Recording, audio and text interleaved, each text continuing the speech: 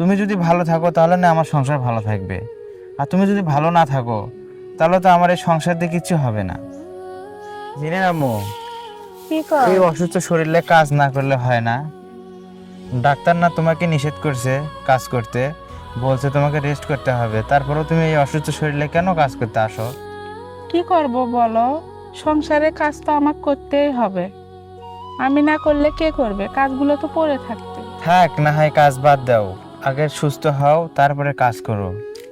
থাক, কি হবে, এরকম থাকলে কিছু হবে না তো। না গো, আমি আস্তে আস্তে ধারটা দেই। ময়লা হয়ে গেছে, দেখো না কি অবস্থা, পাতা পড়ে। দেখো, ডাক্তার বলছে যে রেস্টে থাকতে, কোনো কিছু যেন কাজ না করি।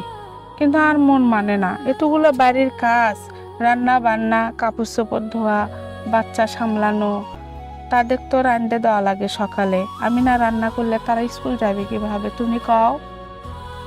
সবই তো বুঝলাম, তারপরেও একটু ধীরে ধীরে করবা না? এত পারাপারির কি আছে বলো? পড়ে থাক না, 2 দিন কাজটা পড়ে থাক, আগে সুস্থ হও ভালো করে। গাওটা খুব হাঁপে গেছে, আর পাচ্ছি না। দেখো, আমি ওই জন্য তো বলছি, সংসারে কাজ নয় আছে বুঝলাম, তোমারই এইগুলো করা লাগে। এখন যদি তুমি না থাকো তাহলে আমার এই কাজ দিয়ে কি হবে বলো?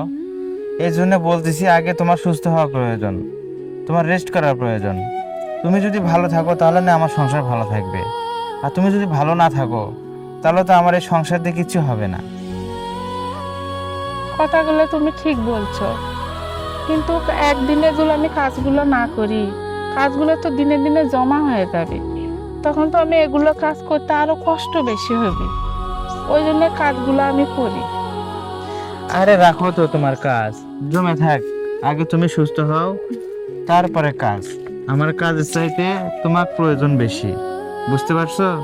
তুমি যদি সুস্থ থাকো তাহলে আমার সংসার সুস্থ থাকবে। একটা সংসারের জন্য একটা স্ত্রী অনেক অপরিহার্য। যাও, তুমি আগে রেস্ট করো। আচ্ছা।